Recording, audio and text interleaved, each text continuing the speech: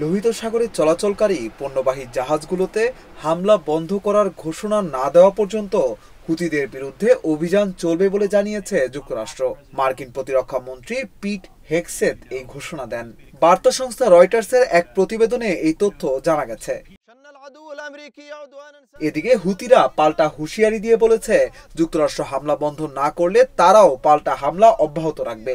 ইয়েমেনের বিদ্রোহী গোষ্ঠী হুতির বিরুদ্ধে গত শনিবার থেকে বড় ধরনের হামলা শুরু করে যুক্তরাষ্ট্র। গত জানুয়ারিতে যুক্তরাষ্ট্রের ৪৭তম প্রেসিডেন্ট হিসেবে দ্বিতীয় মেয়াদে শপথ নেওয়ার পর মধ্যপ্রাচ্যে ডোনাল্ড ট্রাম্পের এটি সবচেয়ে বড় অভিযান। হুতি পরিচালিত স্বাস্থ্য মন্ত্রণালয় জানিয়েছে, যুক্তরাষ্ট্রের হামলায় এখন পর্যন্ত ৫৩ জন নিহত হয়েছে।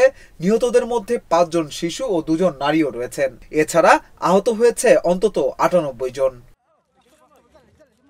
উল্লেখ্য, এক দশকের বেশি সময় ধরে ইয়েমেনে সশস্ত্র সংগ্রাম করছে হুতিরা। ইয়েমেনের অধিকাংশ অঞ্চলই এখন তাদের দখলে। ২০২৩ সালের অক্টোবরে গাজায় ইসরায়েলি হামলা শুরু হলে এর প্রতিবাদে লোহিত সাগরে বাণিজ্যিক জাহাজ লক্ষ্য করে তারা ১০০-এর বেশি হামলা চালিয়েছে।